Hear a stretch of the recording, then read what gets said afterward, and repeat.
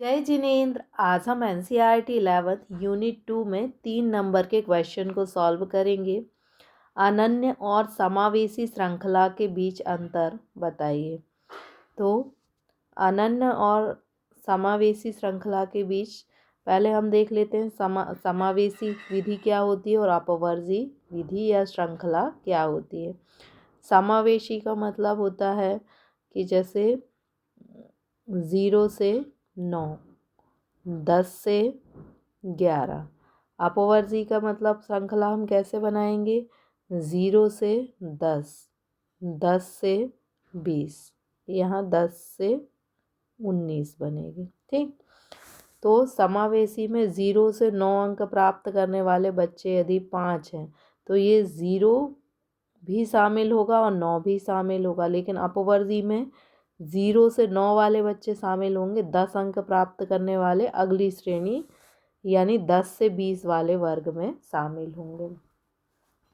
तो समावेशी श्रृंखला में क्या होता है? ऊपरी सीमा वर्ग में ही शामिल होती है। ऊपरी सीमा क्या है? 9, तो 9 अंक प्राप्त करने वाले बच्चे इसी वर्ग में शामिल होंगे।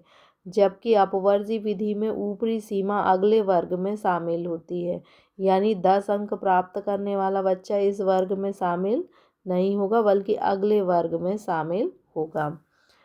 उपयुक्त समावेशी विधि तब उपयुक्त होती है जब असतत चर होते हैं, और अपवर्जी विधि कब उपयुक्त होती है? जब निरंतर चर होते हैं। असतत चर यानी 1, 2, 3, 4 निरंतर चर में अपवर्जी विधि उपयुक्त होती है।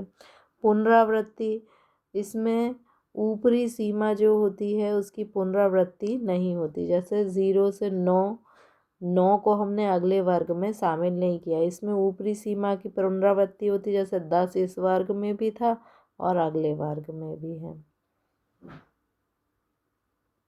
सारणीबद्ध प्रस्तुतिकरण के गुण, पहले हम ये देख लेते हैं कि सारणी क्या होती है।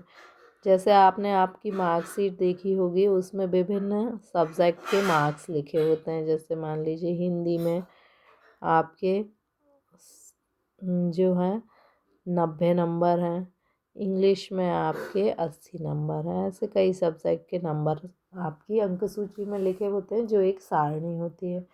इसके गुण क्या होते हैं? पहले नंबर आकर्षक, जब सारणी में कोई चीज़ लिखी होती है तो देखने में आकर्षक होती है, स्पष्टता समझ में आ जाती है।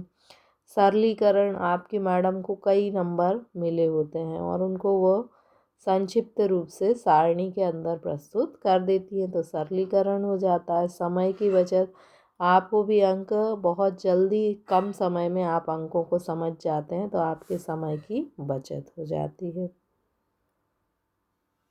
वर्ग मध्यमान का अर्थ बताइए। वर्ग मध्यमान, जैसे ये एक वर्ग है, इस 10 से 20, इसका मध्यमान यानी बीच की संख्या क्या होगी?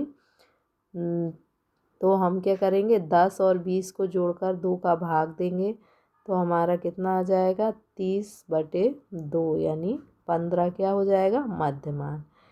तो 10 क्या है? 20 है उच्चतम सीमा और 10 क्या है? निम्नतम सीमा। तो हम उच्चतम और निम्नतम सीमा को जोड़कर 2 का भाग देंगे तो हमें मध्यमान प्राप्त होगा। और अर्थ क्या लिखेंगे? वर्ग की उच्च सीमा और निम्न सीमा के मध्य का स्थान मध्यमान या मध्य बिंदु होता है। इन आंकड़ों से आपको बारंबारता वक्र बनाना है। तो बारंबारता वक्र बनाने के लिए आप क्या करेंगे? सबसे पहले नंबर जो है एक्स एक्सिस पर आप क्या लिखेंगे? उम्र लिखेंगे, साल लिखेंगे। तो ये देखिए एक्स एक्सिस पर हमने 10 से लेकर 80 वर्ष तक है, तो 0 से लेकर 8 यानी 9 सेंटीमीटर की एक हमें एक्स्ट्रा छोड़ना होता है, तो आपने 9 सेंटीमीटर की एक लाइन को आप ड्रॉ करेंगे। इसके बाद फिर वाई एक्सिस पर आपको निवासियों की संख्या लिखना है। तो निवासियों की संख्या अधिकतम 1000 तक है, तो हमने 100 से लेकर 1 सेंटीमीटर बराबर 100 का माना, तो 1000 तक संख्या लिखी, एक एक्स्ट्रा यानी आपको 11 सेंटीमीटर की लाइन यहाँ पर खींचना है। और यहाँ पर आपको 8 है तो 9 सेंटीमीटर की लाइन खींचना है। और यहाँ आपको निवासियों की संख्या और यहाँ पर आपको उम्र या वर्ष लिखना है। इसके बाद फिर आप इस चित्र को बनाएंगे तो जैसे आपको 0 से 10 के निवासियों की संख्या कितनी है 150। तो आपने क्या किया कि 100 और 200 के बीच में क्या होगा 150। तो ये आपका 150 हो जाएगा। वहाँ पर ग्राफ पेपर में आपको 100 और 200 के बीच में 10 लाइनें होंगी, तो आप 5 लाइनों को गिनकर 150 कर सकते हैं यदि ग्राफ पेपर आए, नहीं तो आप ऐसे बना लेंगे यदि ग्राफ पेपर नहीं मिलेगा।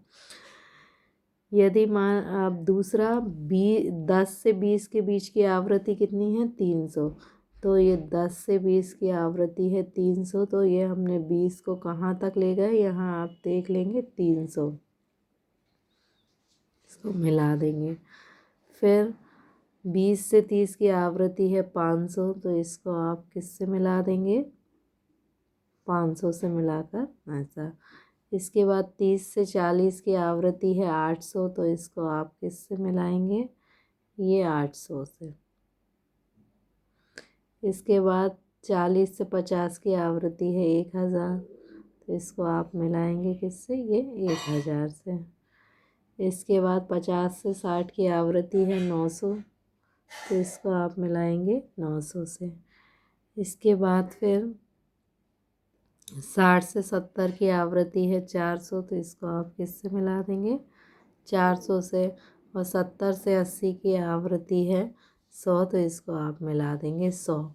इनके मध्य बिंदुओं पर आप एक एक बिंदी रख लेंगे ये मध्य बिंदु पर, और इनको मिलाते हुए आप एक वक्र बनाएंगे, और इसी वक्र को हम क्या कहते हैं बारंबारता वक्र। तो इस तरीके से आप इसको ड्रॉ कर सकते हैं। ये आपके रफ, आप यदि प्रैक्टिस करना चाहें तो उसके लिए ये रफ ड्रॉ करने के लिए ये वाला आप यूज़ कर सकते हैं। निम्नलिखित सूचना से उपयुक्त आलेख बनाइए। तो हम कालिक आलेख बनाते हैं क्योंकि वर्ष में आंकड़े दिए हुए हैं 2014-15 से 19-20, 1 2 3 4 5 वर्ष दिए हुए हैं। तो हम 6 सेंटीमीटर की ये लाइन खींच देंगे क्योंकि 1 सेंटीमीटर हमें एक्स्ट्रा चाहिए। इसमें अधिकतम संख्या क्या है 900 है, लेकिन न्यूनतम संख्या 600 से शुरू है। तो यदि हम 10-10 के डिफरेंस से बनाएंगे तो 600 तक कोई आवृत्ति नहीं है, इसलिए 600 की जगह हम 550 तक एक कृत्रिम आधार रेखा खींच लेते हैं कि यहाँ तक ये 550 आ जाएगा। 600 से भी आप शुरू कर सकते थे। फिर हम 600 से 50-50 के डिफरेंस से ये लिख लेंगे 1 सेंटीमीटर बराबर 1 वर्ष होगा और 1 सेंटीमीटर बराबर 50 करोड़ होगा। तो अब हमने 900 तक क्यों लिखा क्योंकि अधिकतम संख्या 900 थी। अब 2014-15 की आवृत्ति कितनी है 600। तो हमने 2014-15 जो है और ये 600 ये आप स्केल से मिला के देख लेंगे और यहाँ पर एक बिंदी रख देंगे।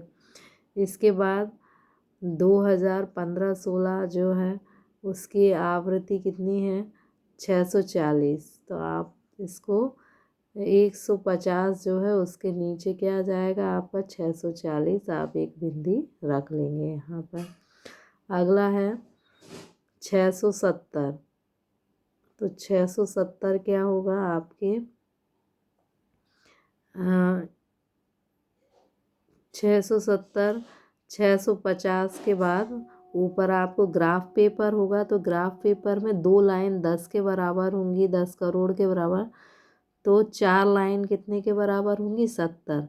यानी यहाँ तो हम ऐसे देख कर 670 कर लेते हैं, वहाँ पर आप ग्राफ पेपर में गिन कर भी बिंदी को अंकित करेंगे।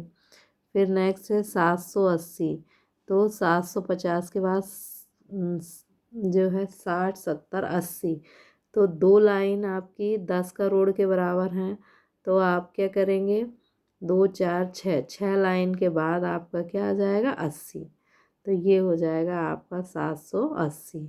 इसके बाद है 900, तो आपके ये 900 से आप मिलाकर बिंदी रख देंगे। इसके बाद ये इन लाइनों को आप हटा देंगे और इन बिंदुओं को मिलाकर इस रेखा को अंकित करेंगे। यहाँ आपको एक चीज़ और लिखना है, ये आपके क्या है, निर्यात हैं, किसमें, करोड़ में, ये आप यहाँ पर लिख लेंगे। और ये क्या दिए हुए हैं, वर्ष दिए हुए हैं, तो यहाँ पर आप क्या लिखेंगे, वर्ष।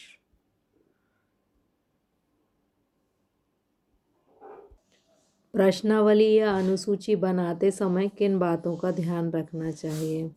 तो प्रश्नावली जो होती है, एक प्रश्नों की सूची, जैसे जनगणना अधिकारी आपके पास आता है तो एक प्रश्नों की सूची लेकर आता है, उसे हम प्रश्नावली या अनुसूची।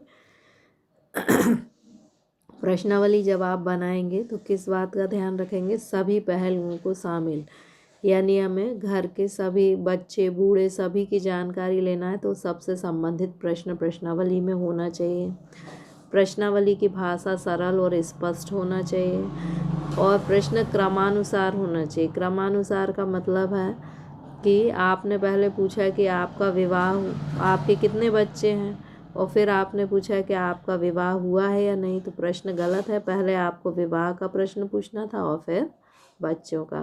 तो प्रश्न जो है क्रमानुसार होना चाहिए। 3 पॉइंट हैं, सभी पहलू, भाषा सरल एवं स्पष्ट और क्रमानुसार प्रश्न। आप इस तरह से पॉइंट लिख के विवरण भी लिख सकते हैं। So thank you.